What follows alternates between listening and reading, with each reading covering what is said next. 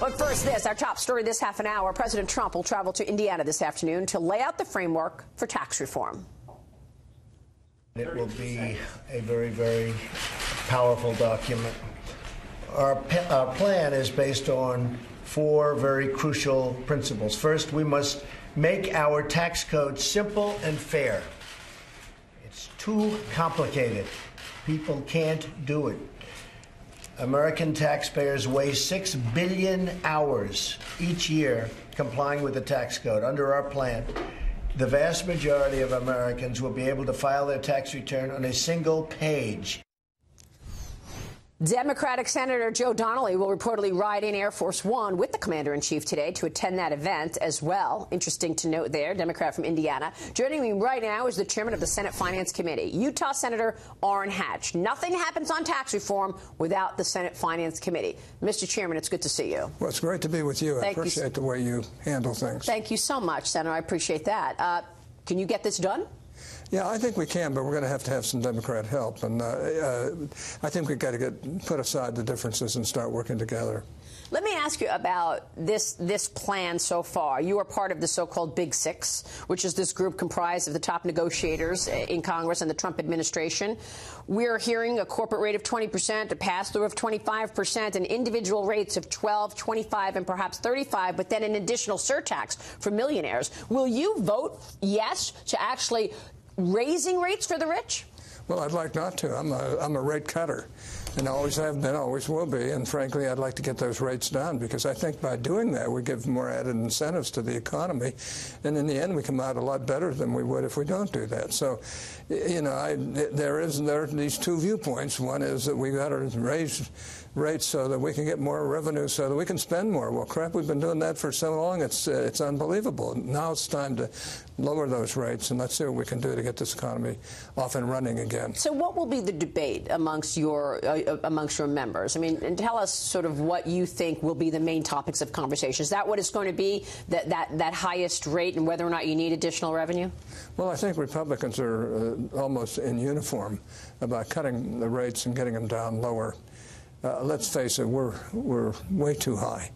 And frankly, it's debilitating a lot of people in the business community and making it much more difficult for us to increase our economy the way we'd like to see it done.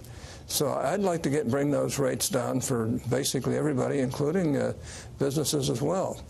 It's going to be tough to do. We're so equally divided that it's going to be almost impossible to do without some Democrat help, and I'm hopeful that we can do that. Well, what is so difficult, Senator? Explain to our viewers, because our viewers are saying, look, the highest earners pay all the tax. Top 10% earners pay 70% of the tax. If you're not actually giving them relief, these are the job creators. Are you really cutting taxes? They actually pay more than 70%. What is the number? Well, you know, the top 5% pay about 70%. I mean, it's really unbelievable how we have it overbalanced where the bottom 50% basically aren't paying anything at this particular point. And, you know, it all depends on how you interpret things. But I'd like to bring the rates down so that people feel good about it, and we also have the incentives to be able to magnify the business community and magnify jobs and opportunities in this society, which always happens when we bring the rates down. It always happens, inevitably, and yet we have this argument that we've got to tax more so that we can spend more. What about the idea that everybody should really have a stake in the ground? I mean, you know, the lowest earners don't pay any tax. 50% of the people don't pay any income tax. Even if they were to pay, you know, $1, whatever it is, shouldn't everybody have a stake in this? I'm with you on that. I think everybody ought to have some desire to help this country pull ahead, even if it's only $1. But everybody ought to have some opportunity to help support our country. We're not going to charge people who are in the lowest brackets really anything, and I'm not against that. It's just that it would be good for everybody to realize we all have to pull together to pull our country out of the difficulties and keep our country the strongest country in the world. We can do that. We can do that. We knew that the talking point on the left this morning would be this is a tax cut for the rich. Do you feel that your members are getting bullied by the left and the shaming? Well, we're always getting that, mainly from the media as well, that supports the left. And frankly, the left has worked with that type of a slogan for years, even though it's totally false. And they know it. And the bad thing is that they're unwilling to come together and do something good about it. And I think, well, I'm chairman of the Finance Committee. I've passed more bills than anybody in the Congress. Some say more than everybody in Congress.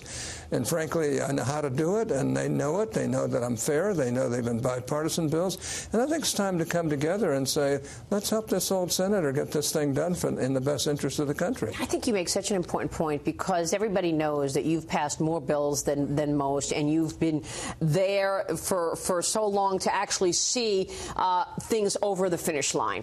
But today, Republicans are asking themselves, how is it possible that the Republicans have the majority in the House, the Senate, and the executive White House, and yet we're not seeing the number of bills passed? What's the problem? Well, it takes two Republicans that were so closely divided. It only takes two Republicans to fly in the face of the rest of the Republicans, and we can't get anything done. And you've seen that work where and we get zero Democrats to help them. And it's pretty pathetic when you look at the way this country's gone. Both parties have gotten so partisan that they won't help the other party when the other party's in power.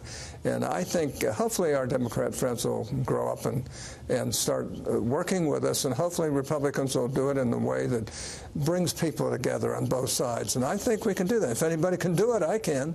That's right. We know that. I want to ask you about the corporate rate and the pass-through rate and how that is going to move the needle on economic growth. Yeah. But we have this breaking news I've got to get your comment on. President Trump just tweeted this morning, saying, with one yes vote in hospital and very positive signs from Alaska and two others, McCain is out. We have the health care vote, but not for Friday. We will have the votes for health care, but not for the reconciliation deadline of Friday, after which we need 60. Get rid of the filibuster rule. Your thoughts on what the president is saying this morning?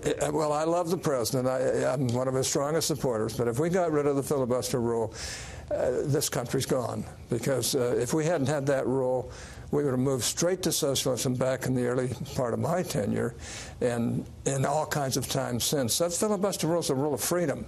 It says that the minority can't be trampled on.